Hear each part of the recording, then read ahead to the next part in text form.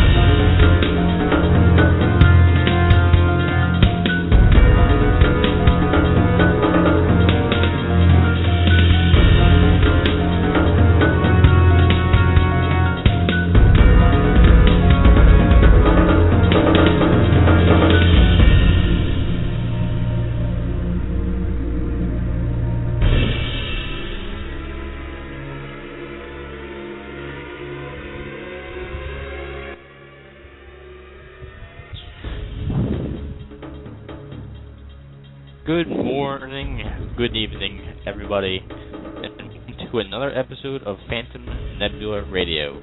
This is Pete, and I am hosting tonight's show from the armpit of the United States, New Jersey, spawned such classics as Jersey Girl. I am joined tonight by my co-host, as usual, Miguel. Welcome, as usual. Howdy. Tonight's episode is about the Amityville horror. Awesome show that I was really excited to do because not only is it just an awesome haunting that has been engraved in everyone's memory because of all of the books and the movies that it spawned. Most recently that came to mind was the one with Ryan Reynolds, albeit it was pretty crappy. Did you see that one, Miguel? The Amityville horror? Actually, no, I haven't. I've actually, up until I started researching for this, my knowledge on this was actually very limited. Oh, that's perfect because that actually works out. That means that this is all new, cool, stuff that you've never. I mean, have you heard of the Amityville horror before? Oh yeah, I've heard of it. I believe actually for a previous show that we did, way back on Dark Matter Radio, I believe we mentioned it, and I remember doing a little bit of research on it for a show. I believe, like I said, we mentioned it very briefly, but I mean that's honestly the limitation of my knowledge on it. Besides that, this is all pretty fresh to me. That's great. Well, the reason why I wanted to do it is it's such a fantastically famous haunting, and it also hits, I guess, sort of close to home because it took place in New York State, which was actually Long Island, to be exact. Yes, I say Long Island, and it's a little hard to get rid of your accent on radio. I'll always have that Long Island kind of saying, but it just it hits home because it's so close, just like how Gettysburg would hit close if someone lived near Gettysburg or somewhere in Pennsylvania. So, now before we dig into the topic, let's talk about how, as usual, we'll have open lines through the entire show, the whole 2 hours, except for during breaks. Especially during the show, we completely welcome you to call at any time and to share with you or share with us your ghost story. Tell us, what happened. Don't don't be afraid to tell us about something you've never talked about before, because here is the medium where we'll never judge you. You're welcome to just call in, tell us what happened. No matter how weird or terrifying you think it was, we're here to listen, and it may even be a good medium for you to finally get it out. So, without further ado, Amityville Horror, or the Amityville Haunting, or, whatever you want to call it, the Amityville Circus.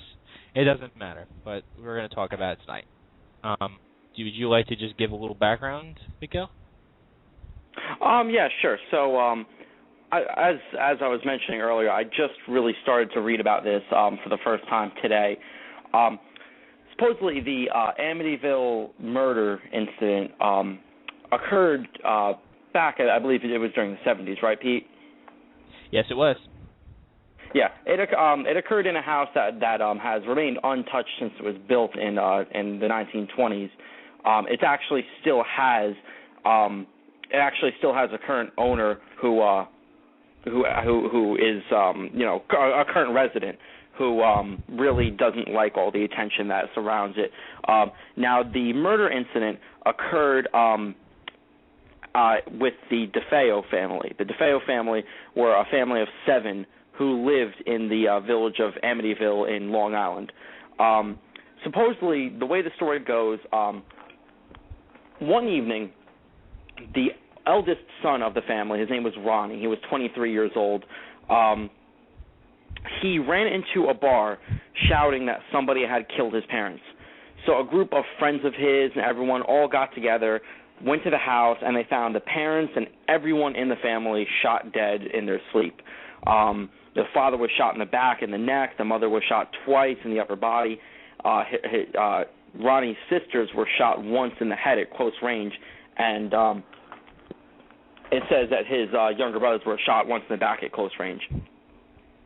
So Ronnie was taken into police station for questioning and protection, and while there, he immediately became the number one suspect, and eventually confessed that he did commit the murders. Long story short, he was tried in, says here, May of 1975.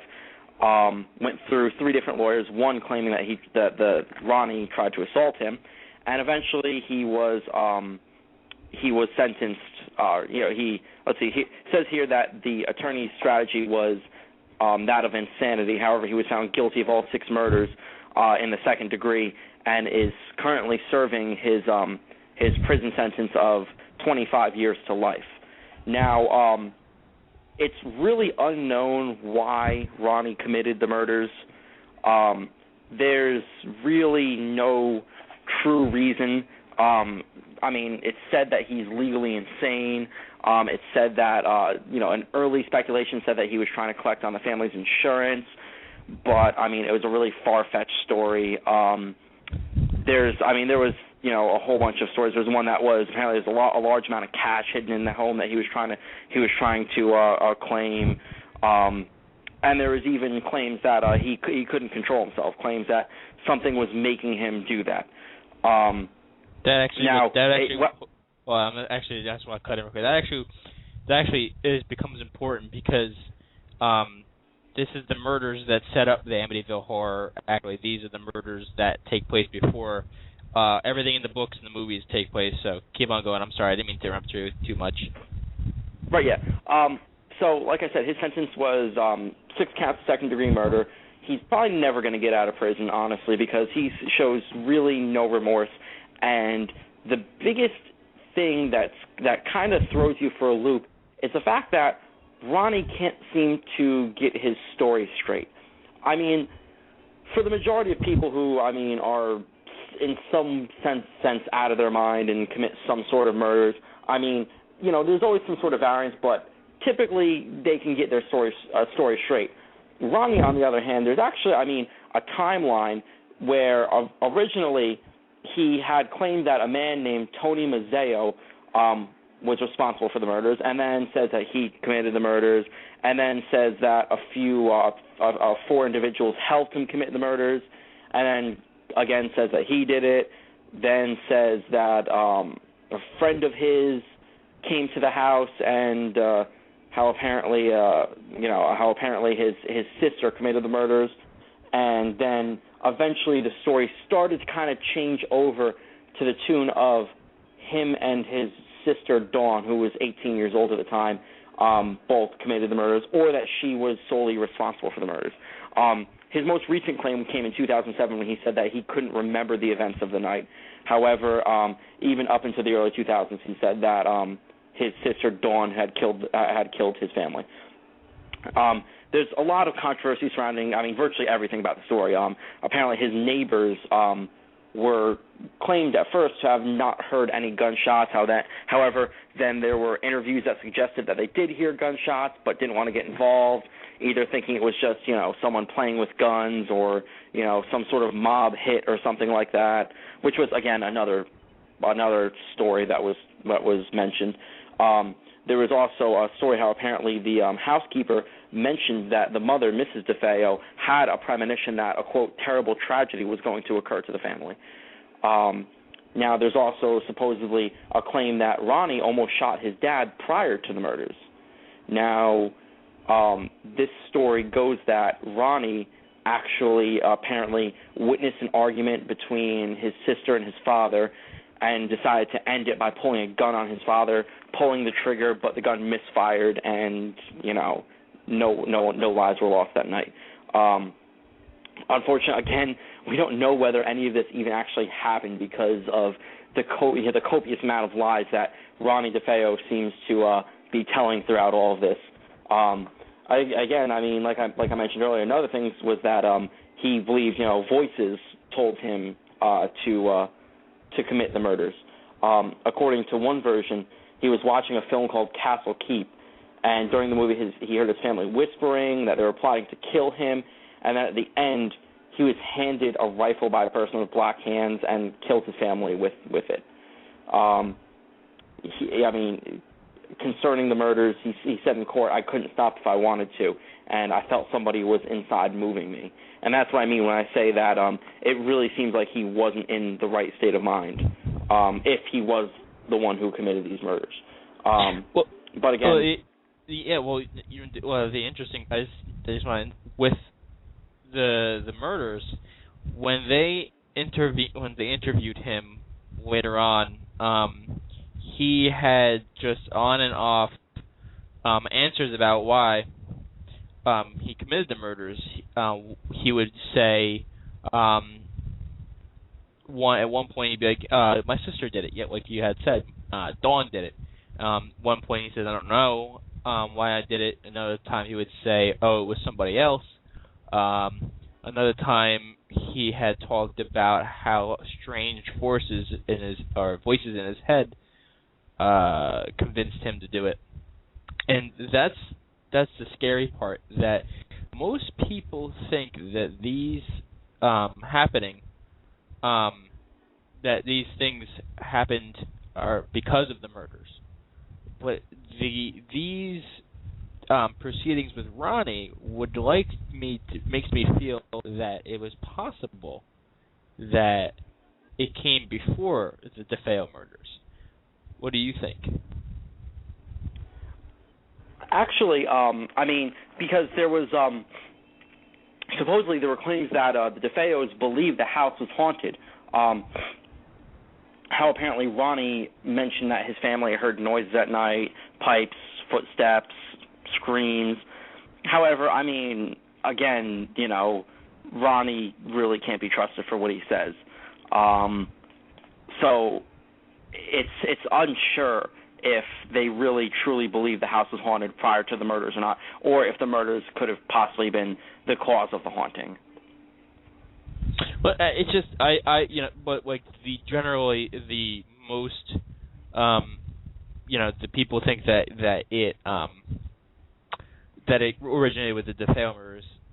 They actually did a psychological profile on Ronnie, and I read the whole thing. He was not a smart child. He had like a really, really low IQ. He had really poor responses to the psychologist that was doing the psychological profile on him, and the profile goes on to say that it just there's no no redeemable. Or I'm sorry, not redeemable. That's a poor word. There's no realm of what rhyme or reason to these murders. Saying people like to assume that he was abused because he did say that he was abused at one point. People like to say that he just snapped, but I think the popular thing for me would be I think that something in the house drove him. Because what would drive someone to just get up, walk up to his parents, shoot them? A lot of the shots were back to point blank range and then murder children. It's either shows that someone was had a long-term mental defect, or just something snaps dark inside of them. That's the scary part. Yeah, and unfortunately, that it happens more often than not in a lot of, especially a lot of high-profile murder cases. You hear about people. Nowadays, whenever there's a large shooting, it's either some sort of political assailant for whatever reason trying to get a message, such as like in the mall and over in Africa, or it's again someone who's just who has some sort of mental issue. There's very few shootings at all that I could attribute to something that's not one of those two things. And obviously we know that it's not a political statement of any sort. So that's the only thing I can really kind of attribute it to, that unless it was some sort of mob shooting, in which case Ronnie was, because there was mention that supposedly the neighbors were afraid of getting involved due to fear of the family's mob connections. And my only other belief would be, possibly that it was some sort of mob hit, and how maybe Ronnie was told, if you tell him what happened, you die. That's the only other alternative I could think. However, there's really no supporting evidence for that. That's just, an off-the-wall kind of idea. Yeah, that would be good. That's just a theory. Interesting tidbit. According to Ronnie's lawyer, the DeFeo's housekeeper mentioned on many occasions that Luis DeFeo told her there was going to be some tragedy occurring to the family soon. Maybe this was a premonition or just an observation of something. There's hostility in the house, because that could either foreshadow the fact that there was something wrong in the family, in case then he didn't have a motive for murder, or it showcases that there was something spiritual or paranormal at work. Let me give you a list of every time he was interviewed and how Ronnie's story changes almost every time he was interviewed. First, he was interviewed, and they said that a man named Tony Mazzeo was responsible for the murder. Then he confessed and showed them where he dumped the evidence. And they told a jailer that he was in the house with them, with a bunch of people, and then those 4 people were responsible for said murder. He confessed to an inmate that he killed them alone. Then he told his aunt he was awakened by gunshots, hid in the crawl space, and then found his family dead. And then he told his aunt again that he, Tony Mazzea, committed the murders. And then he tells his aunt again that someone named Bobby Kelski killed her. And then he told Dawn, his sister, was the one who murdered her. And then again he reversed it and said that no, I was alone. And then he talked about acting alone. Now, more recent, he said that he killed his parents, left the house, came back, found that Dawn killed Allison, Mark, and John, the littler ones, and then killed Dawn. And then now most recently which was 2007 and 2009, was that he just can't remember what happened that night. So that is just freaky that they've changed this story so many times, and that why am I yawning? And that now, and then the Lutz's haunting happened, which is the Amityville haunt, the Amityville horror, the big shebang that happened that spawned all of this. And then someone one last tidbit about this, and was that did Ronnie hear voices? He said in court, and this is actually quite chilling thing, and this is what we were talking about before, Miguel. He stated in court, I couldn't stop even if I wanted to. I felt somebody was like moving inside of me. And he heard his family whispering in his head that they were plotting to kill him. What do you think about that? That changes everything. And he also said that he was handed a weapon by a person with black hands.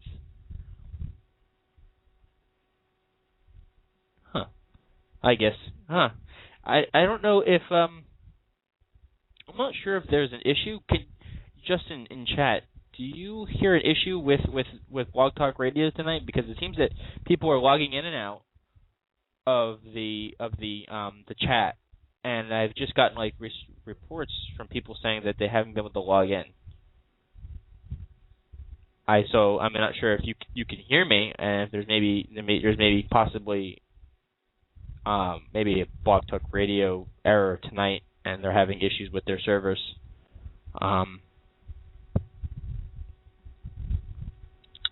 So I'm not really sure. Miguel was disconnected. He just responded and said to me, yeah, I was disconnected. That is bizarre. So what we'll do, I'll tease this. I'll tease that as we come up, we're going to talk about the haunting. We're going to talk about the Lutzes, what happened, what happened and what the background was, and then we'll just dig into the nitty-gritty. And I'm going to remind you again, you're welcome to call in with your ghost stories and share with us unscreened open lines. And we're going to take a short break here on Phantom Nebula Radio.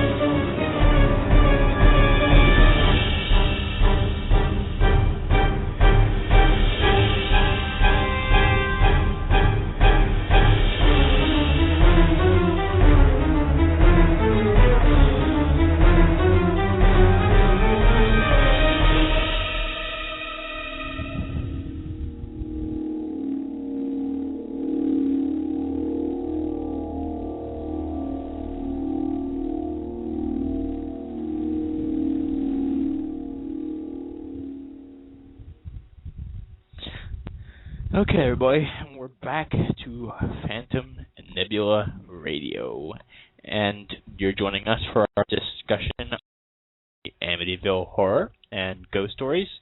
Again, I'd like to welcome you to call in and share your ghost stories. Our call-in number is 714-364-4734. There's a little bit of technical difficulties tonight.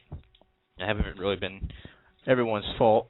I think that maybe Blog Talk Radio is having a little bit of a goof up tonight. We have I got disconnected from both chat and call at the same time. Yeah, as the host, I'm continuously being disconnected from the chat. So, and then I have a few people telling me that they can't even connect to the show to listen to us. Huh. So, those of you who are listening to us now, thank you for sticking through us through all these technical difficulties. Again, please call in. It would be awesome to hear some ghost stories tonight. We're going to be doing more ghost episodes and more of these on our way to Halloween. So I figured we would just begin to kick it off with the Amityville horror, which is one of the most famous hauntings. So we're back. Go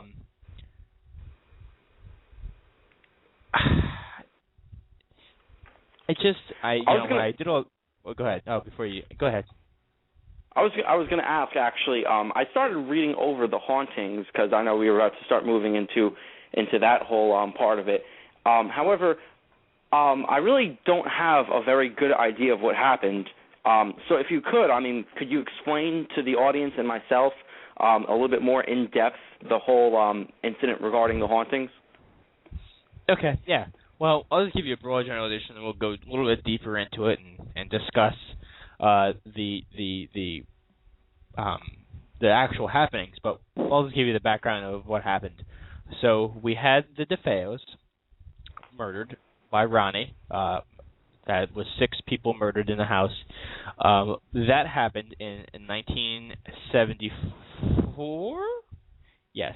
1974. Which is ironically were the same time that George and Kathy Lutz were married. The children were Kathy's from a previous marriage. They both had houses of their own, but Kathy didn't like George's, and George didn't like Kathy, so they decided that they would sell one or both of them, and then use the money and buy a house that was both of theirs. So they're quite young. Kathy and George were both 29 at the time. So they found this house in New York State. It was 112 Ocean Ave. This was only about a year after the DeFeo murders.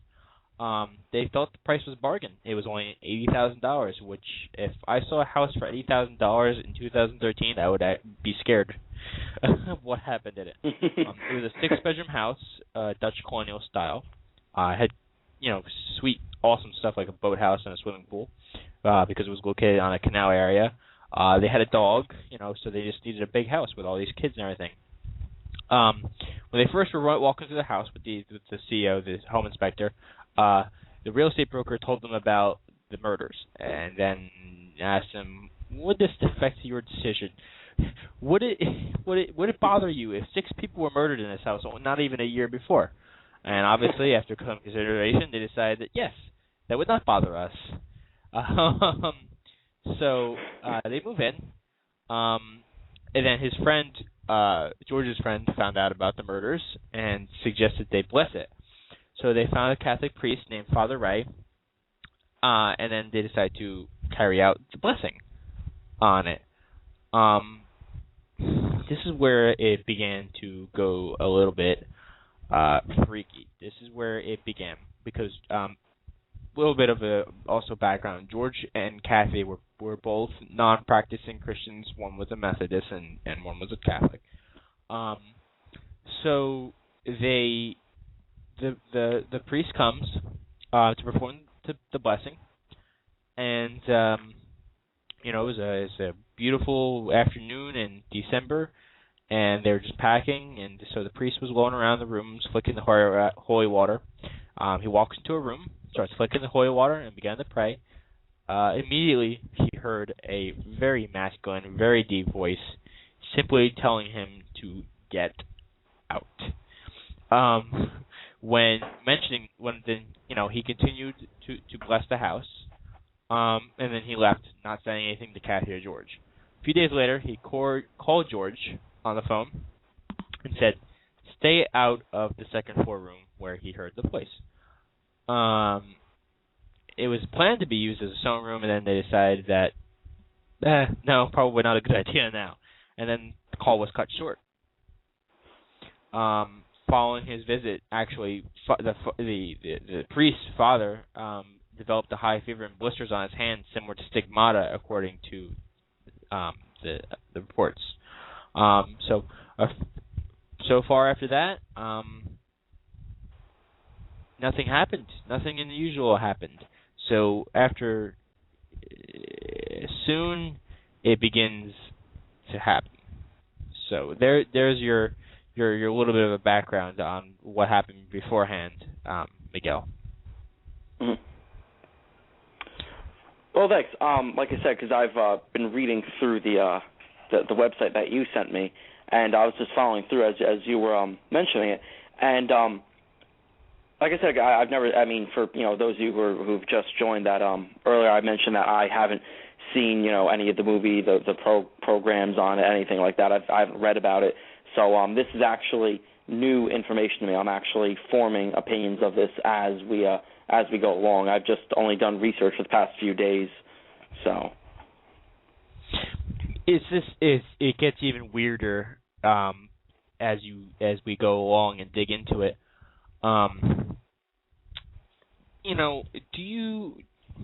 Have you ever had an experience in a freaky house? I mean, yeah, I know you've lived in the same house your entire life, but I know that if for a little background here, me and Miguel lived in the same house for a while, so I don't know. I always thought there was something weird about that house. Did you ever encounter anything? I remember you or maybe someone else telling me that they encountered something weird. Honestly, I mean, I didn't really. I mean, I've heard a lot of stories, primarily from my brother, because I mean he was one of those typical I try to scare my little brother with telling very strange stories all the time kind of thing. But not. But I mean, honestly, not really. I mean, at night the house does sometimes spook me a little bit more than it should. I mean. Just in the sense that, I mean, even being that I'm a grown adult now, if I'm walking around in Amber's house at 1 in the morning and everyone's asleep, I mean, I feel perfectly fine walking around the entire house. Whereas in my house, I just don't always feel 100% comfortable. Maybe it's just me. There was one story actually. My mother. I don't know exactly what the details are. My mother is a very superstitious, very religious, very traditional kind of woman. I shouldn't say traditional in like a traditional no TV. You're going to read books every day and then learn to knit and sew and churn butter. No, I mean as in like just very as in very pick turnips? Yeah, pick turnips, like my dad always said. No, as in she always believed in a very close-knit, nuclear family with, a dog, going to church every Sunday, that kind of thing. That's parents, kind of the person my mom. 2 kids, a dog, and 1.5 children? On average, 1.5 children, yeah. But no, her story was, and this is actually really interesting, I forget whose house we were visiting. Way back in the day, I must have been 6 or 7 at the time. We were, long story short, we were at someone's house somewhere in New Jersey. I believe it was like a client of hers or something. And I remember me and my dad were walking around until we found a neighbor of theirs was throwing out a whole bunch of old furniture. and on top of the old furniture was this ceramic rabbit. Did we ever tell you? You do remember the rabbit, Pete, right? Where was it at? It was in the house? I mean, yeah, it was in my house because we cleaned it up, took it home. It was a very nice little piece. It was, I don't remember off the top of my head now. Yeah, it was this older ceramic rabbit, and I don't know what it was about it. It does honestly look a little bit creepy. I can see where my mom's going with that.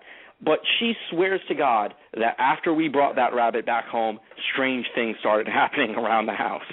A little tiny ceramic rabbit, no bigger than, I don't know, a little bread box or something like that. I don't know, a little tiny ceramic rabbit. It was an adorable little harmless, innocent thing.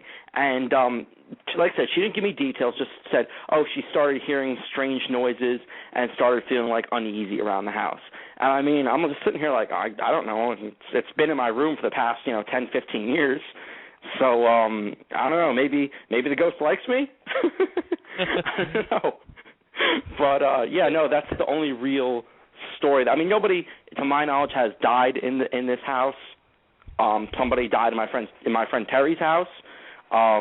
Supposedly he told me that somebody had a heart attack and died in the living room. What were you about to say? No, I said, I'm just making a comment. I mean, you should get a hold of him and share a story if there's a haunting in his room. I actually was going to, but I was just on the phone with Amber before.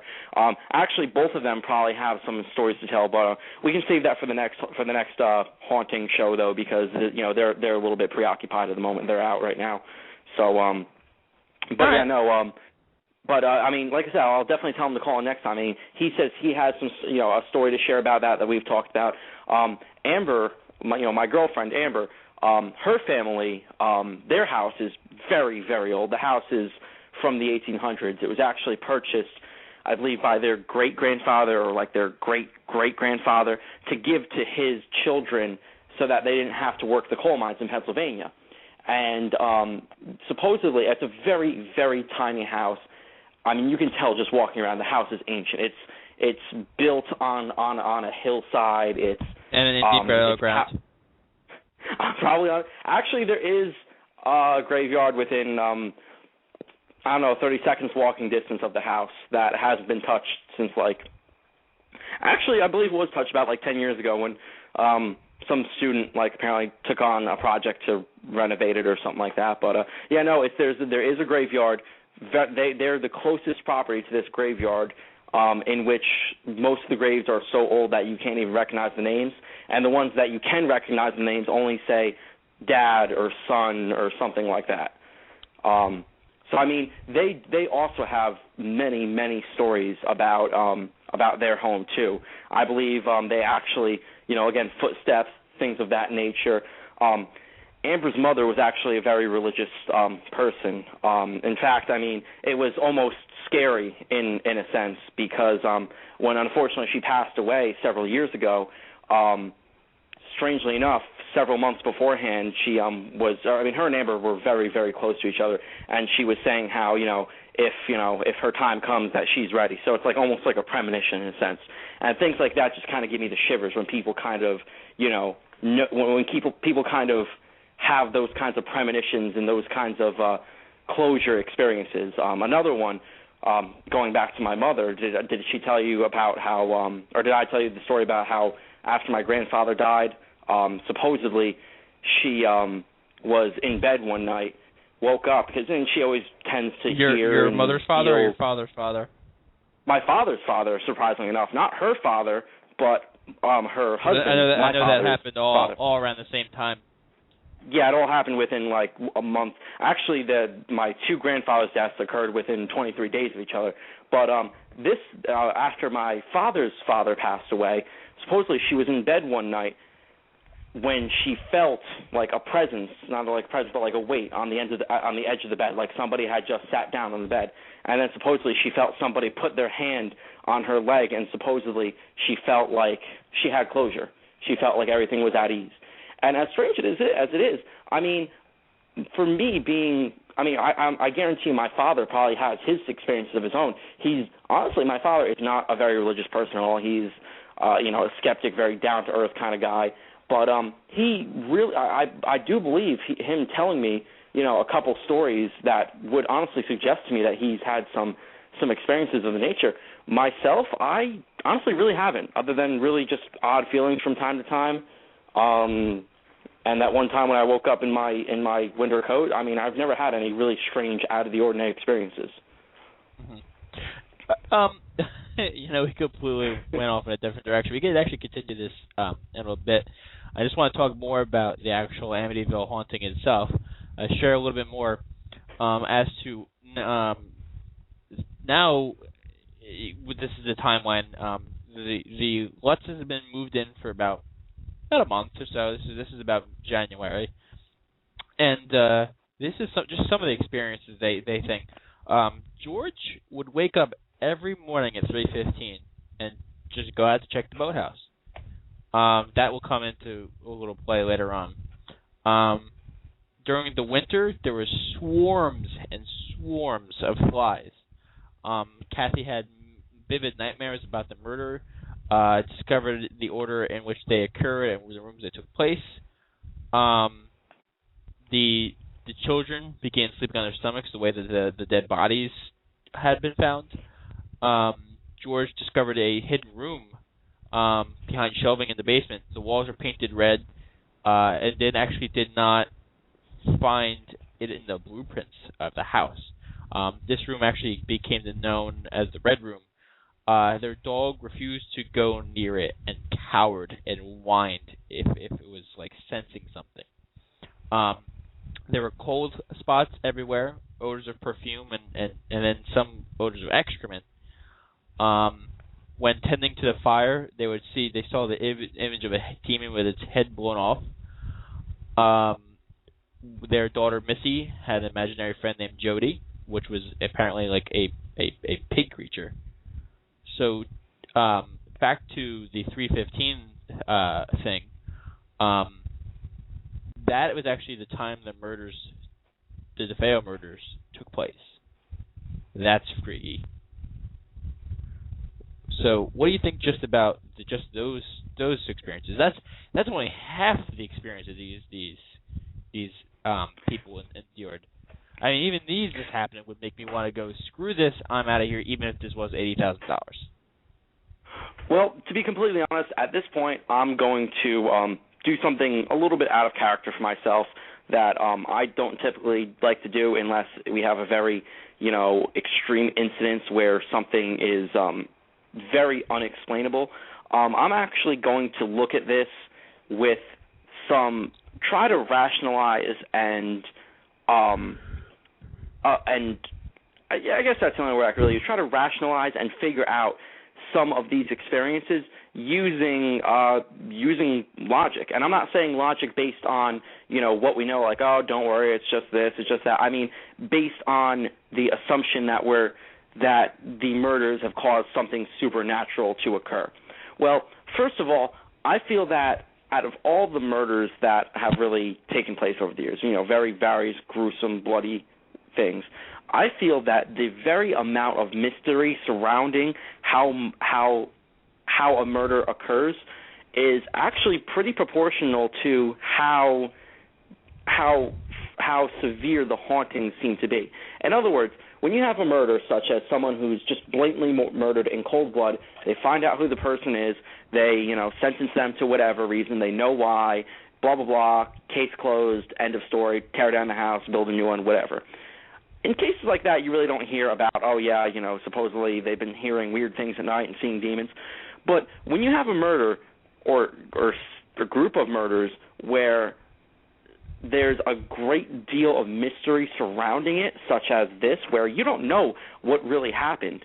And honestly, even if we can assume Ronnie did it, we really don't know why he did it in the first place. And it honestly just seems like he's out of his mind, potentially even been controlled by something. Maybe he was mentally insane. Maybe there was something supernatural that was controlling him, a demon, something, whatever. That being said, potentially we could also take a look at the hauntings as maybe possibly the spirits, the demons of the deceased, potentially trying to make their presence known, trying to, make it known what happened, trying to trying to that, or trying to simply force people out of the house. Maybe they want their own peace. I mean, I'd like to say I'm not normally one to kind of look at these things in such a perspective, to take a look at it and try to rationalize spiritualization and that kind of stuff. However, that's honestly, I mean, in a case like this, I think that train of thought is very applicable. I really do. No, I would agree there. I actually have a clip for people to listen to. It's from Miss Lorraine Warren, who is her and her husband Ed were paranormal investigators and authors associated with quite a few prominent cases. Ed was a U.S. Navy veteran and former cop, and he was a self-taught demonologist and lecturer. His wife Lorraine was a professed clairvoyant and medium. Unfortunately, Ed passed away a few years ago, but Lorraine is still around. But this was an interview, a quick interview, about a 5-minute interview, the clip that I wanted for people to listen to, and about her talking about it. So this is Lorraine Warren, someone who was involved in the investigation.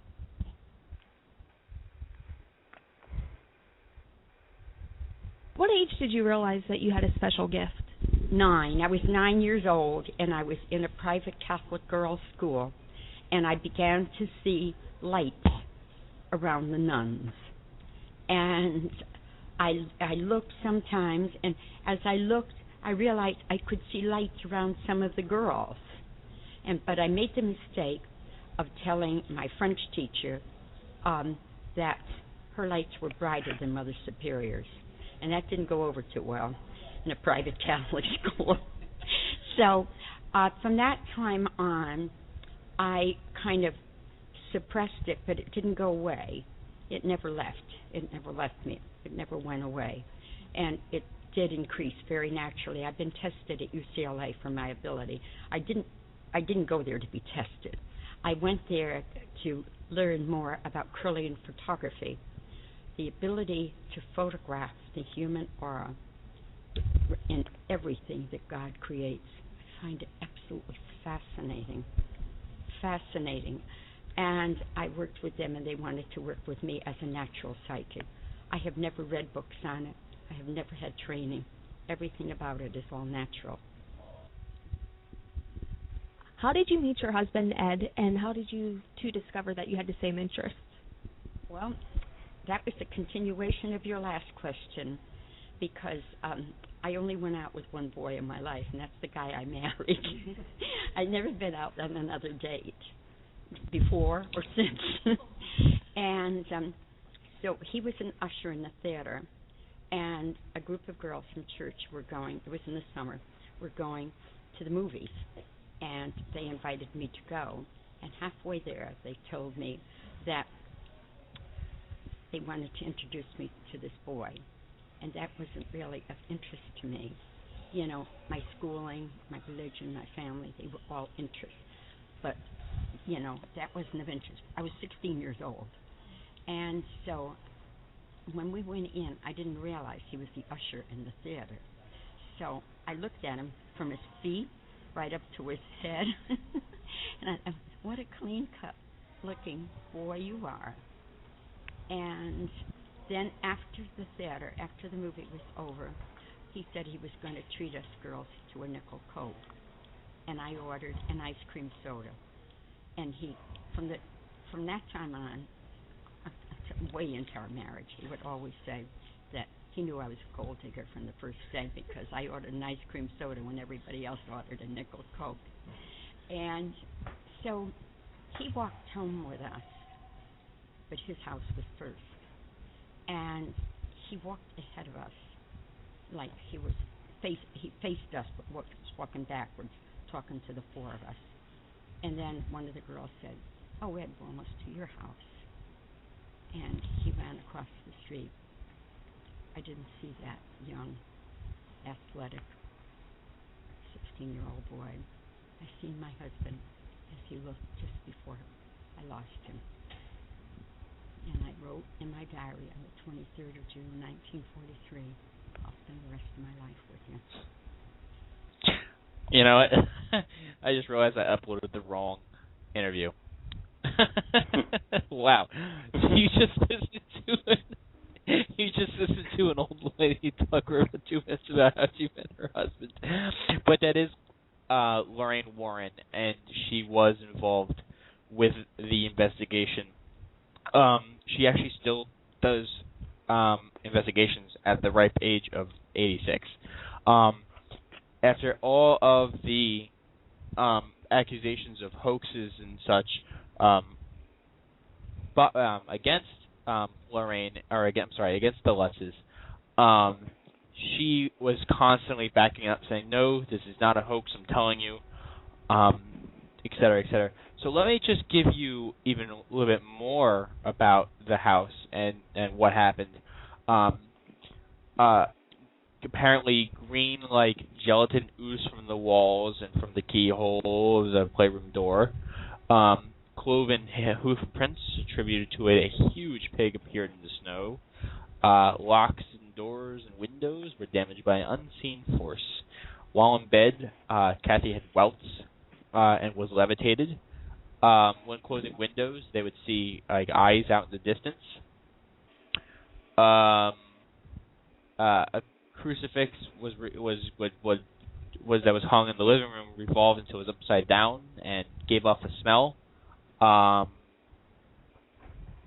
George tripped over a China lion and found bite marks on his leg. Just stuff that puts the hairs in the back of my neck up because it freaks me the heck out.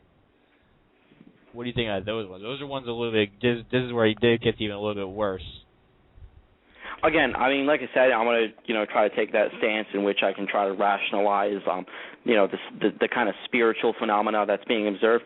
Honestly, it just really looks, it really looks to me like essentially a classic case of, I don't want to say like poltergeist or something like that. That feels sort of different. But simply a demonic sort of presence. It feels like there's some sort of really vengeful, really I guess that's the best word I could use, vengeful, like a really vengeful presence in the house. Whether it wants to be at peace, whether it wants to just be left alone, or whether it just simply wants to somehow, take its revenge on whoever's, take its anger out on whoever it has control over in the house. That's a possibility. I mean, or whether it's another thing. What if it's trying to send a message? The getting out of bed at 3:15, go check the boathouse. What if in some sort of way, whatever spirit, whatever sort of demon is trying to haunt the place is trying to send out some sort of message, very angry, gruesome, terrifying message. That's like I said, I'm trying to sort of look at this and just I'm trying to just say what everyone's thinking. When you hear reports of a haunting, reports of this and that, in your mind you always say, oh, what if that's the spirit trying to say this? What if that symbolizes this or that? What if they're trying to send out a message, something like that? I'm trying to say what everybody's thinking, try to bring that to the table. And I mean, unfortunately, with a case where it's as demonic and frightening as this, it's very hard to pick it apart and try to figure out what's actually going on, what the cause for all this would be, why a demon, a spirit, a ghost, whatever would want to do this. And that's always a common theme throughout movies and such. I mean, I know, in the, say for example, Peter, I mean, I guess you've probably seen the Paranormal Activity movies, correct? I saw the first one, I saw a little bit of the second one, and they're really bad. Yeah, no, they're pretty terrible, but I mean, I've always hated, jump scare movies, but the point is, though, that it's always been a popular theme in literature and movies, that spirits, ghosts, I mean, are either the essence of, or the either the essence of or the actual what's the word I'm thinking of, the after effects, the actual individual themselves, in communicating with us through the afterlife. And in a situation like Amityville, it's really very difficult to actually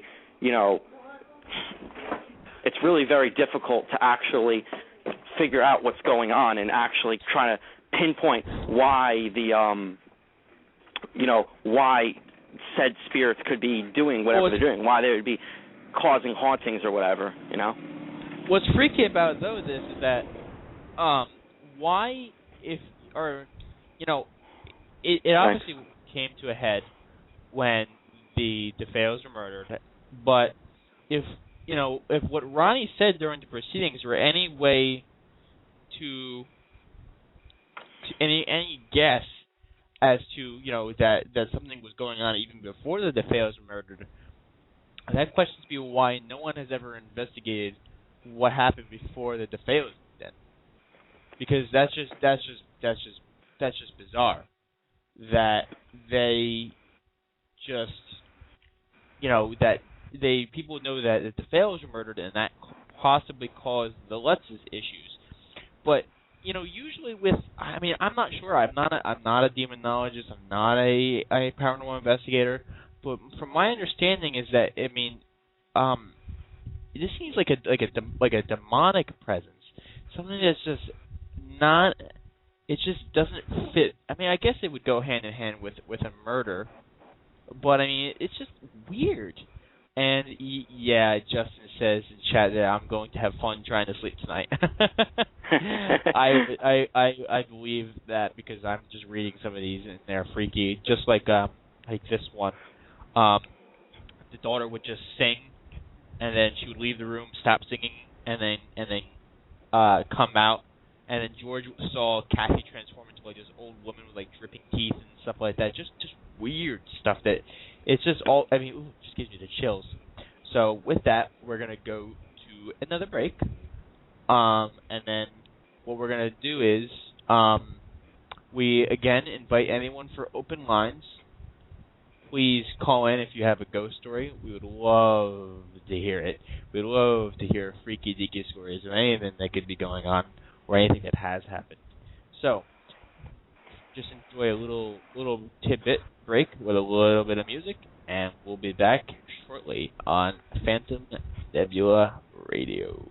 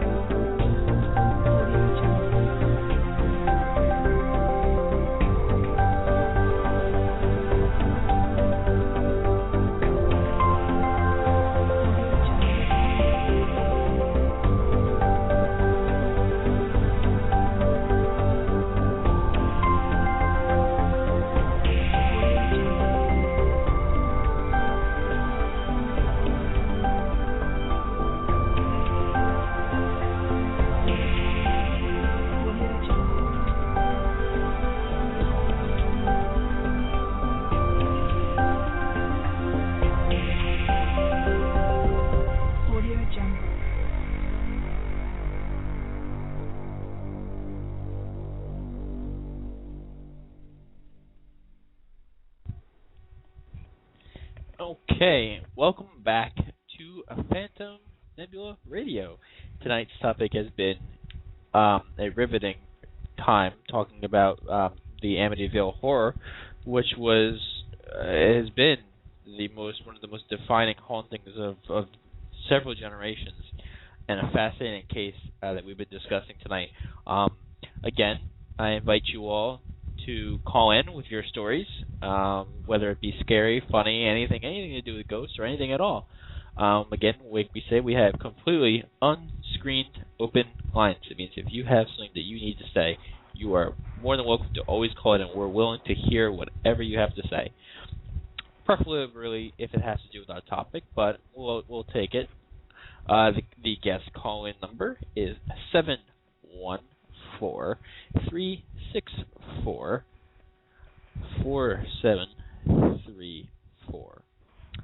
And it looks like we do have a caller. So we'll go to the caller, Miguel, and then we'll just go from there. So, caller, you are on the air. Welcome to Phantom Nebula Radio.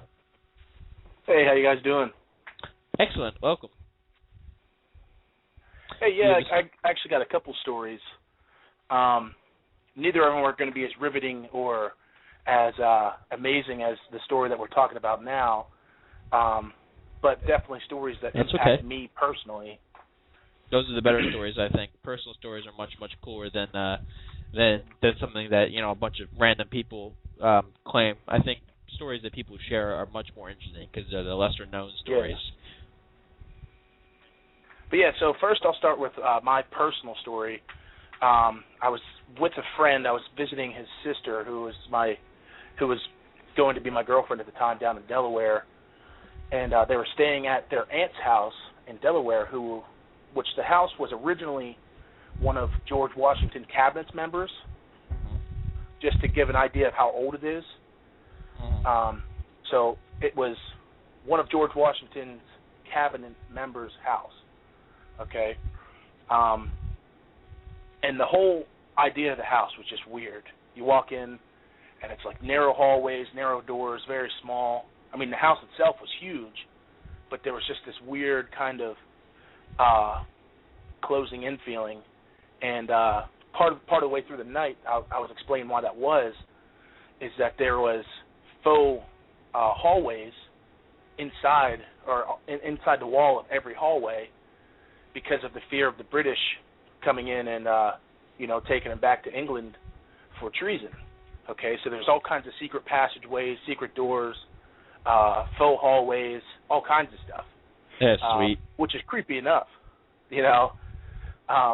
And the whole night, we're hanging out, talking, and they're like, "Oh yeah, the house is haunted, blah blah blah,"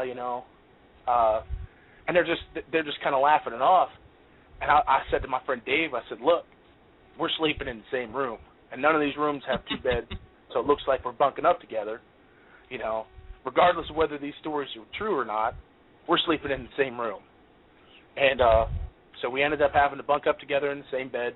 Him and I are just chilling there. And his sister's in the room. She's getting ready to go to her room. And she's like, "Yeah, this is the room where my aunt saw the ghost walk in, looked at her, and then walked out." And I laughed. I was like, yeah. And then I realized they were serious. I said, "Wait, are you kidding me? This is like legit haunted?" And they were like, "Yeah." And I was like, "Well, why the heck are we staying here?" So long story short, I'm sitting there and I'm freaking out, and I'm slowly starting to calm down. And where we're sleeping, there's a bed that's perpendicular to where the door is, and directly next to the bed is a very large cabinet with multiple doors on it, multiple layers of doors. And I'm facing towards the door, away from the cabinet. My friend is facing me, looking towards the cabinet. And I'm finally calming down. I'm finally, getting to the point where I can go to sleep. I don't even care about ghosts. I'm just tired. It's like 4 a.m. And my friend's face turns just snow white. I mean, he was so pale. And I was like, "What's your problem?" And he just, his lower lip started to quiver, and he pointed, and I turned, and I saw the cabinet door closing above my head. And I was like, "What?" I just assumed that it was my movement that caused the cabinet to do it. And he's like, "No, the cabinet opened up, it stopped, and then proceeded to close the rest of the way." And I was like, "No, you're kidding me." And then he's freaking out, and I said, "Look, I'm the person with the irrational fears here. I'm the one who's afraid of the dark. If you're freaked out, we need to go. I don't care what time it is. We're leaving." And, we speculated the ghost was just going about his merry way, It's his house. He's just chilling out, walking, gets to the cabinet, opens the cabinet part of the way up, happens to look to his right, and sees 2 huge grown men laying in bed together, and just like, wow, okay. And I'm what just, time? that, What that's all time it was. period am I stuck in? He's like, "There's something going on now." He is just completely confused. That is, that's just kind of a silly one. Uh-huh. But I mean, that was my personal experience. The other one actually has to do with my mom, which happened multiple times over a span of many years through her childhood. Those are the scarring Yeah. ones that will just live with you for the rest of your life. You'll never forget. Yeah, exactly. And we're originally from Jersey. Yep. She lived somewhere out in the farmland outside of Jamesburg. I can't remember exactly where it was, but she lived in a farmhouse. What's that? So up north, where a lot of the Revolutionary War history happened, so a lot of the older houses are. If those of you who are not familiar with exactly. Jersey, the further north you go is the more older New Jersey is. Houses built in the 17 and 1800s. So I'm sorry about the continue. And she slept in the attic. She slept in the attic alone. Her only company was her dog and her cat, and she described this over several years. Like I said, through her childhood, she'd be sleeping in a dead sleep, and she would awake to her dog growling and her cat hissing, and she'd wake up and both the animals were looking at the foot of the bed, and she said she would see a man sitting on the edge of her bed, just kind of relaxing. It didn't seem like a threat, but just sitting on the edge of her bed. And it happened multiple times over many years. And, she from that point on, she'd been an adamant believer in ghosts just because it was so real, it was so tangible for her. It was right there. It wasn't just like, I felt a presence or, it seemed like there was someone in the room. She says that she physically saw a man sitting on the edge of her bed. She describes him kind of looking like a chimney sweep, like a person who would sweep chimneys. But you bringing up the Revolutionary War idea kind of brings another possibility into it for me, because I'd never thought of that way about it before. Because, as a child, you don't really think of, maybe he died during the Revolutionary War. But it's just, it freaked me out as a kid, because I was just like, man, that's my mom. She's not trying to scare me. You usually see your parents as very strong, and seeing them in a vulnerable circumstance like something like that, and seeing them that they were scared at one point is something that's just is a shock to children or even kids, because you want to see your parents are these big, strong people that will protect you, and they never get scared and this and that. So when they get scared, you know that there's something off. Yeah, exactly. And and just thinking back to the old days, how it was, her parents, my grandparents, would just brush it off, and her dad would just say, "No, it's no one there. Go back to bed," and she would have to go back to bed. And that just blows my mind. As creepy as it would be.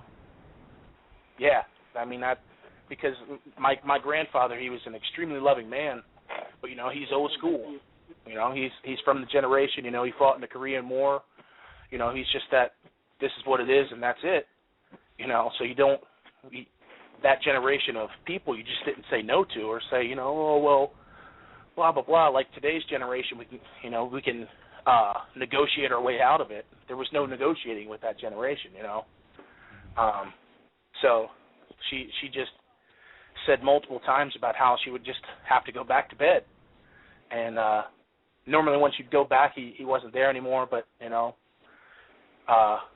maybe he was there some other times. I don't know. She didn't really speculate. She just kind of said about the ridiculousness of the fact that there would be a person on her bed. Did she ever mention that? Was there any description of him, or was there anything? What times did he appear? Was there any rhyme or pattern to these things? I should have asked her before I called, but I didn't think about it. But I'll ask her specifically, see if she has any specifics that she can remember, and maybe I'll bring it up in the next. If you can get a more detailed thing. Whatever's safe for her. I don't want you to approach your mom and be like, what happened when you were a kid, and then bring up these awful memories. Yeah. But if you find out the story, man, it was awesome to have you call back during one of our other ghost programs. We're gonna have a bunch coming up. All I can say that I remember is that she said he looked very dirty, which is why she described him as possibly a chimney sweep, but that's the only description she gave to me. And you said it was an old house? A very, very old house. Well, yeah, that completely... chimney sweeps was a very poor profession. It was a very dirty profession. So it would make sense. And you said it was Jamesburg, which was north. A lot of those houses, I know in Freehold for a fact, a lot of the houses were built in there were very few houses built in the 1700s, but there were a few houses that were built in the late 1800s and late 1800s, early 1800s. So that was when the whole chimney sweep profession was very large. So that would actually be quite synced up with the possibility of that being what it was. Another possibility of being dirty was that it was someone who just died in the streets there, and then the house was built in that area, or it was a homeless person who died in the woods there, and then the house was built there. Yep. Yeah, I'll get more information and bring it to us. Bring it to you some other time. Awesome. I've been trying to get a hold of a paranormal researcher to have him come on the program and do an interview. That would be a perfect timing. But either or, anytime we have a paranormal thing, we welcome calls like this for people to come in and share their stories. And I really, really, really appreciate you calling and sharing both your personal story, which takes a lot of bravery to come on and share that, and also a personal story. So thank you for calling. I really appreciate it. All right, brother. You guys keep doing it, man. Thank you. Good. Oh, wow, that was pretty cool. I'm actually quite excited to hear more of that story. What did you think of those two?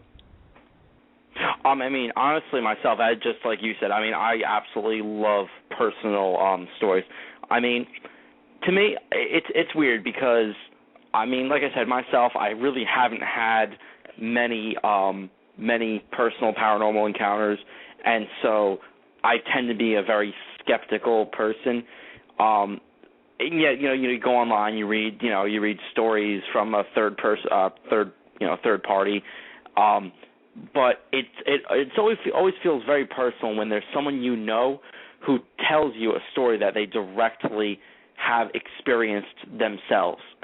Like, for example, I mean, like I said, I know she may be a little bit biased, but my mother, like I said, she has her stories. I mean, Amber has her stories. Terry has his stories. I mean, when you hear just even a small thing, even a small little story from someone, it's always really it always hits you right at home more than like even honestly more than like this Amityville story does. I mean, as crazy as all these things sound like that are going on in this whole incident with the Lutzes being haunted, I mean, it still doesn't give me the chills in the same way that it does when I'm hanging out with a friend at night in their house alone, and they're like, back in the day we used to hear weird noises coming up and down the steps. My dog would always, start growling whenever we started hearing these noises, and I always feel really weird in this one room at night, and blah blah blah blah. Those kinds of stories always get me even more than the Amityville stories do. I mean, honestly, I maybe remind me just in case I don't forget. But for next time when we do our next haunting show, I think I'm going to call up a couple people ahead of time and collect some stories, even if they're not going to call, just to share myself. I think that would be pretty cool. Oh no, that would be fantastic. Actually, that brings up a good idea. If you don't feel comfortable with sharing your story on live radio, you are welcome to message us on Blog Talk Radio or message us on Facebook at www. Or on YouTube now. www.facebook.com/Phantom Nebula Radio, and you're welcome to message us either of those places and share your story there. And welcome to you don't even have to leave your name. It could be an anonymous story, and we'll read it on air and we'll talk about it. Don't feel pressured to just come up here, but I mean, like I said, this is a no pressure environment for when you come to share your stories. We will never judge, no matter how crazy you think you may be. I think this is just a completely safe place for your stories. So what we're going to do, we're going to talk a little bit more about the Amityville haunting, and then go to a break. We talked about all this crazy stuff that happened with the Lutzes, and now they've been tired of it. This is late mid-January. They had another attempt at a house blessing, and they had had something happen that was so bad that they didn't even want to talk about it. They said it was too frightening that they just needed to leave. So they took their stuff and left and went to stay with Kathy's mother house. They then claimed that the phenomena actually followed them there. After that, they decided that screw it, we're going to leave all of their possessions behind. So, do you think that let's examine this? Do you think it was a hoax? Honestly, I want to say no. I mean, it seems like how can I explain this?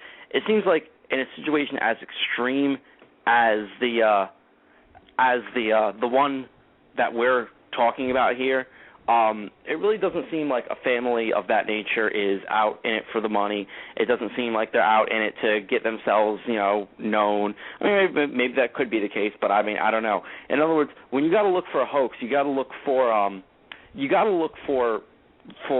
causes. You got to look for a reason why somebody would want to cause a hoax. And in this kind of situation, I really can't see any discernible reason why they would want to cause a hoax. Well, the main allegation is that they did it for the money. That doesn't make any sense for the point that no one would never known that the book would have became so popular. No one knew that there would be a movie made. They only got like a tiny share of the profits. If they were really trying to get involved, they would have signed deals where they got most of the money. Actually, believe it or not, the film producers and the guy who wrote the book became millionaires. If this was a hoax for money, then money would have been the main goal, and they would have made sure they got most of the money. I can't remember. I believe they made like maybe $150,000 from the first movie, and then 250, I think, thousand from the book, which is just a drop in the bucket compared to the gross domestic product of the movie, which was about $86 million, based on a $4.5 million became And I don't know off the top of my head how much the book made, and even on top of that, it became a not even a trilogy, a series of movies, and that's all they made. That was it. So obviously it wasn't done for the money. There is claims that their facts have changed. But George has gone on record and said that they're often misquoted. And then people bring back that there was discrepancies in the book. When he agreed to write the book, the Jay Anson, they didn't want to relive their experiences. So they made an agreement with him that they would they gave him all the audio tapes they made, along with the research that already had been done on the property. And then he would have access to the other people that were involved in it, but not them. So any discrepancies, that was considered the reason. That's why the book, even though it was labeled as nonfiction, contained some elements that they're manufactured. Believe it or not, George and Kathy Lutz were given polygraph tests, and they both passed, and they were done by two of the top experts for polygraph tests, Chris Gugas and Michael Rice. So now, armed with this information, as we know in this radio show, that knowledge is power. What do you think of those revelations? Now, does it really seem like it really isn't a hoax? Well,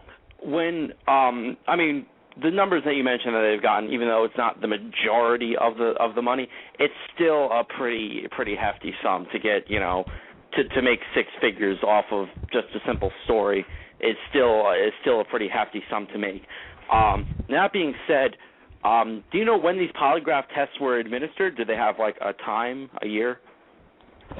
It was, I would like to say, 2003 because the quote, the source was a History's Mysteries documentary and a radio show program that was. They did interview with Mr. Lutz. I'm not sure why I'm yawning tonight, because I am absolutely not tired, because this is about the time that I begin waking up. I guess I need my coffee, which I definitely will be going to take a nice sip of after I get done with this break.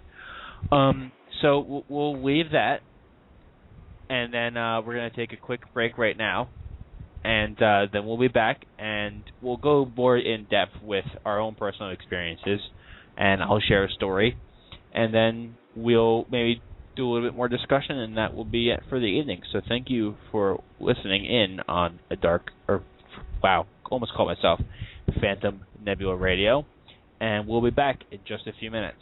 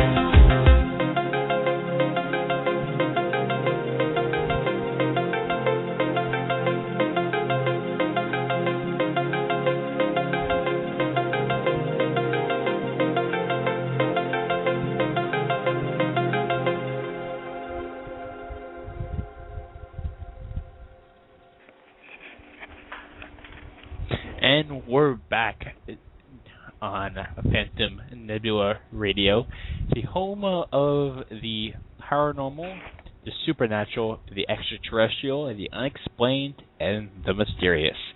You notice how that changes every time? That's because it's mysterious. So we're joining us. I try not to make me laugh at my own jokes. We're joining us again for our episode on the Amityville haunting and just some personal ghost stories. We've talked about the DeFeo murders. We talked about the Amityville haunting. I can now understand why it's called the horror, because it absolutely made the hair stand on the back of my neck, and it is going to make it very hard to be alone in the next few hours. So, just chilling. And if any of that happened to me after, I don't know, maybe the first few things, I would be out of there, and I would be done, because you could just not happen and be very freaked out. So after we discussed all of this, Miguel, what do you think of the entire thing? Does it freak you out? I mean, did it really maybe give you the chills as we were talking through this and all the things that they went through? Oh yeah, I mean it definitely does. But to be honest, I mean, more so, I have to honestly say, this is a personal thought of mine, more so than most haunting poltergeist stories seem to do. While they're certainly creepy, creepy little stuff happens, it's the surrealness of the occurrences in this particular case.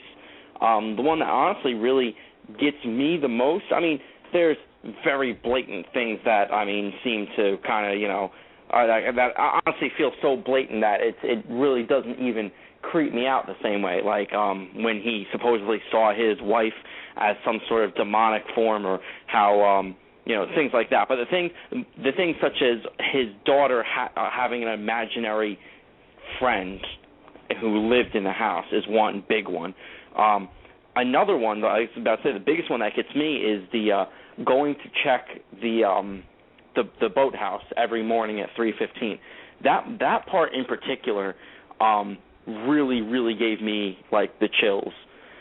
Just imagine there being in your house, whatever, 3:15, getting up to get a glass of milk, and just seeing, your father, husband, whatever, just walking out of the house in the morning, and just getting up, walking out and coming back a few minutes later for no explanation. I mean, just the surrealness of it is what really gives me the chills. It's absolutely just mind-boggling. And what makes it even weirder that not only was he just going in to check, just check the boathouse, but that was the exact time that the murders had taken place only a year before. Oh yeah. Mm-hmm. During the remake of during the remake of the original film with I believe it was Ryan Reynolds, they insinuated that the reason why the murders happened was because of some forces inside the house, and it wasn't only the DeFeo murders that caused the Amityville hauntings. It was something in the house before it that caused the DeFeo murders, in which in turn were affecting the Lutzes. So it was almost like a snowball effect.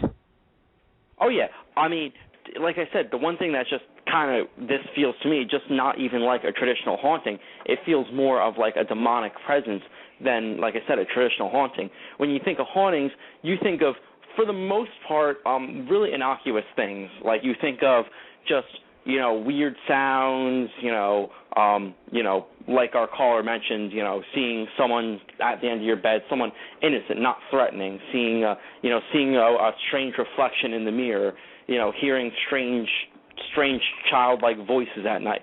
Innocent little things that creep you out, but never honestly threaten feel like they threaten your safety.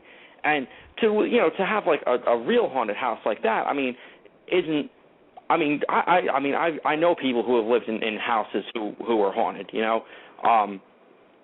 Something like that doesn't make you feel unsafe to the extent that you want to leave. It's something like, as we've talked about before, poltergeists that truly make you feel like you're not safe, and could truly be a hazard to your health, safety, well-being, and that's honestly what this feels more like. It's just more of a demonic presence, demonic haunting, rather than a haunting of actual people. Like you said, it's kind of a snowball effect. Maybe the demonic presence could have been what caused the murders, which in turn caused even more of a supernatural presence in the house. Who knows? Well, I think even the weirder part is that it was, even though they invoked the church and claimed Jesus Christ and tried to, sedate it and such and such, it didn't work. It still caused it. But I'm not sure what happened now, because I do know that people live in the house currently, and people own the house now. So just, I don't understand, maybe it was sedated, maybe the house takes someone, and the house and its presence takes someone that's already on the brink and push them. I'm not sure what problems the DeFeos had. I'm not sure what problems that the Lutzes has, so I can't make an accurate decision. I'm not going to make a guess as somebody who's live and say, oh yeah, Eric beat his, or I'm sorry, Mr. Lutz beat his wife, or the Ronnie DeFeo kid was mentally handicapped. I'm not going to just make assumptions like that, but it is a complete possibility that it takes people who are already warped and just warps them further, and that's what it also insinuated in the movie. Ryan Reynolds' character began, just going crazy, and he was starting to turn into like a Shining type of character, where like Danny just kind of lost it. So, what do you think of that theory, that maybe the house just warps something that's already warped, and it's just evil presence, just want nothing to just creep its hands into people's minds? Well, it feels like something with the severity as the Lutz family described it, honestly would probably really have no holds barred between, mentally unstable people and people who are completely sane and rational. That being said, I would actually be more inclined to look for an alternative idea to kind of figure why the current residence there doesn't seem to have any problem with living there.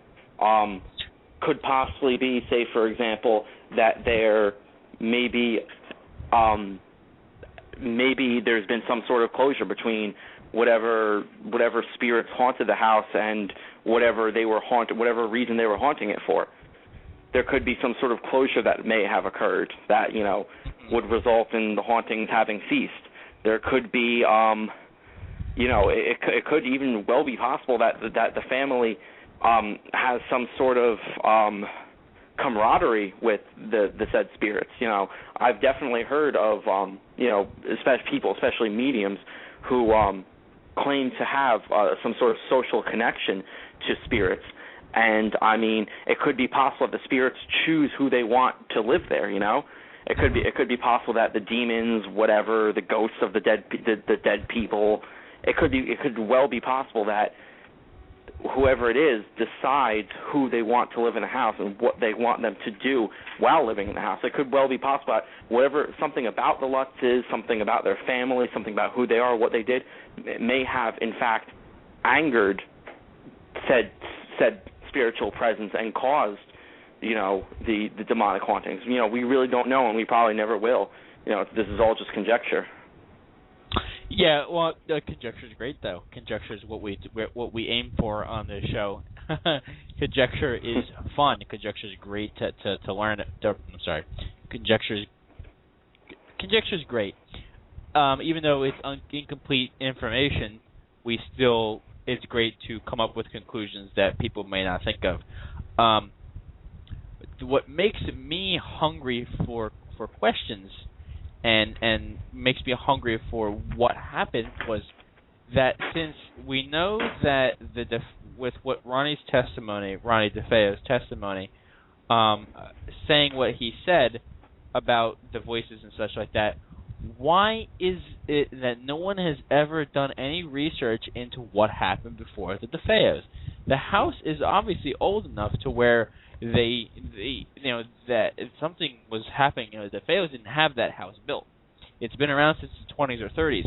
So what is it that happened? I think something happened before the DeFeos, and that the darkness was even further with the DeFeo murders. And what about that red room? What was that for? Why was it not in the original blueprints? You know what I mean? Mm-hmm. So yeah, I'm sorry. Go on. Yeah. No. I was leading into you, so go ahead. No, all I was really was mention was there's really no telling what happened there before the whole DeFeo the DeFeo murders. You really couldn't say for sure. Before that, there really was no recorded happenings at the house. I mean, for all we know, there could have been a satanic cult that lived there and, I don't know, conjured demons or whatever. I don't know, the kind of weird stuff you see on poorly made, cheap TV shows about hauntings and stuff. The kind of stuff my mom likes to watch. It was a red room, and no one knew why it was there. And if you remember, during the early 1900s, that was a time where there was a lot of seances and mysticism and stuff being done. So who's to say that you're right? There wasn't some sort of cult or something that had control of it. That is another scary, creepy thought. So as we wind down to the last 10 minutes of the program, what are your closing thoughts and what are your closing ideas going forward? And after what you've learned, since you were the one who wasn't really familiar with the case, you hadn't read the book, you hadn't seen the movies, and you really weren't too familiar until you started researching for the program for tonight. Well, my personal thoughts are that there's a lot at work that we not only don't know but can't even make assumptions of. Typically with a lot of murder cases and high-profile hauntings and strange, activities, typically there's some sort of unbased conclusions you could, I shouldn't say unbased, but, some sort of wacky conclusions you could pull out saying, oh, well, this is why this happened. This person is actually probably doing it and they're just crazy, whatever, blah, blah, blah. But the fact of Ronnie's erratic behavior points to the fact that something is going on more than just simply he snapped and shot up his whole family. I mean, when you have incidents like that happening, I've read about them, and typically they usually just confess or, go insane and say, oh, I have no memory of the incident, whatever. But not a lot of the time have I heard them changing their story so often, going and running out and asking people for help in a murder they just committed. The fact that he, like we mentioned, that he said that he was, the fact that he said he wasn't in control, that he couldn't have stopped even if he wanted to. I would say my real main possibilities for this would either be, like I said, he's just going crazy and he snapped, and he doesn't know what his story is because his mind's just all sorts of scrambled, or the possibility that maybe there was some sort of mob connection. Possibly someone did murder them, and someone with a lot of power and presence who said, don't mention this, don't say anything, don't say who did this, you're at fault, and if you want to live, you're going to live in jail for the rest of your life. My third, and probably equally likely as the other two possibility, would be the fact that maybe something supernatural was making him do it, that possibly he wasn't in control of his actions, and that possibly something was going on at the house beforehand that caused whatever presence it was. The DeFeo family didn't seem to really mention much outside of Ronnie's, post-murderous activities of said hauntings. But the hauntings themselves don't really coincide with traditional ghost-like activities. Not traditional, oh, hey, someone had a heart attack here and died, so now we hear weird noises at night, we see weird things out of the corners of our eyes. No, it's a lot more belligerent and a lot different than that. Another big thing is a lot of the times, Amber the gerbil got out. Sorry about that, Pete. There was a gerbil walking around on the floor. That's not very it was sticking his head out of the door looking at me. But anyway, back on topic though. So what's it called? I feel that when you have a haunting, similar to, like I said, when someone died, you'll see, like I said, it's mostly innocuous stuff. Mostly like, there's someone, there's shadows out of the corner of your eyes. You wake up at night feeling a really cold presence.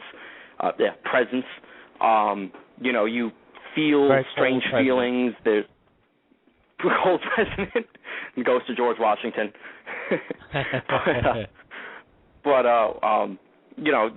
Little typical innocent stuff like that.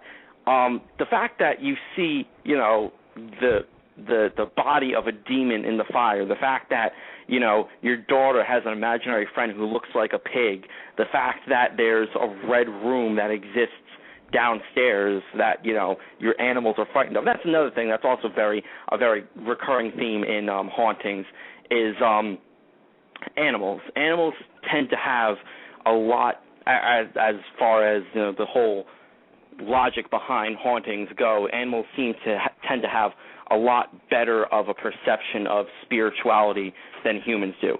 You hear a lot about, when there's a strange feeling in the room, Mrs. So-and-so, finds her dog hissing and growling at this or that in the corner, and, there's nothing there. And that's always been a recurring theme. But that kind of stuff, it's been a lot more present in this particular case, a lot more frightening. It's a lot more than just whispers and weird noises. It's something that's truly seems to be out to get someone, and possibly that could have been what happened with Ronnie. Whatever this thing is that was out to get, possibly, let's assume that the Lutzes didn't move out. Let's assume they stayed there. What if there would have been another murder, another tragedy? What if eventually someone would have, gone over the edge and murdered their family now, Or maybe would that just be too, maybe it's just that they purposely didn't do that because that would be too obvious,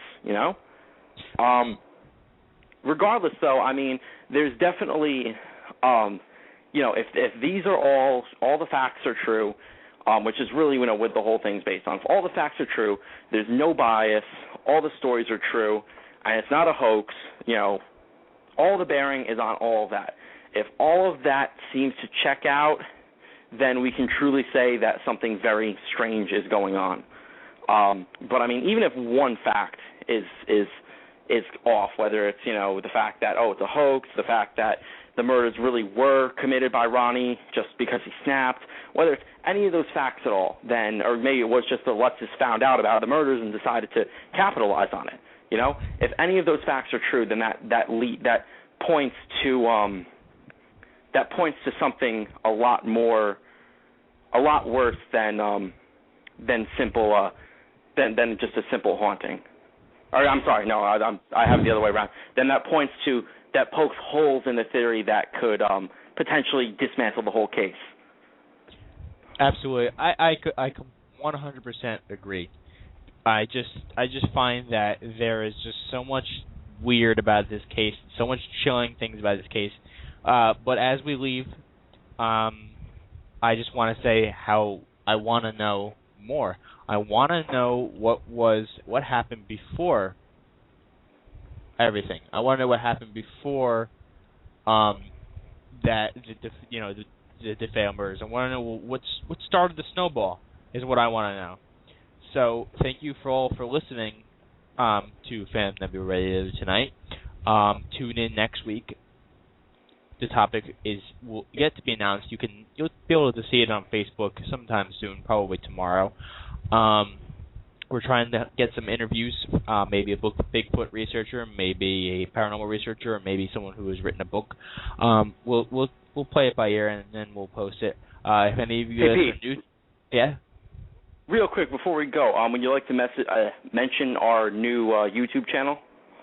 Sure. If you shout it out real quick. All right. Well, we actually just started, just kind of get our name out there a little bit more. A new YouTube channel. The channel's name is one word, Phantom Nebula Radio. You'll see a picture of on the little thumbnails of a little quasar with the caption on it that says Phantom Nebula Radio. All our shows will be able to be listened to there. So go check us out. We also have links to our Blog Talk Radio site there, and vice versa. So it's really just a new horizon for us to expand on. I manage the YouTube channel, so if you want to shoot me a message, like Pete said, any stories or anything, feel free to on there, and give us a listen on there sometime. Yeah, absolutely. Download the show, share it, send it to your friends, tell us about it. The more popular the show gets, the better. The more the quality will improve. We'll be able to have more shows. It only will get better from here. The more you share about us, the bigger we get, the better quality of guests we'll be able to get on here. If you know anyone that wants to share their book, they're welcome to come on here. Absolutely free press for their book. I just want to thank you all for listening. I am really, really having a blast. This is literally my dream, doing radio. I just absolutely love it, talking about things that I love. So please tune in next week, next Monday. There is a possibility that we may add another show or so to during the week. We're not 100% certain. So thank you for listening again to Phantom Nebula Radio, the home of the paranormal, supernatural, the extraterrestrial, the mysterious, and the unexplained.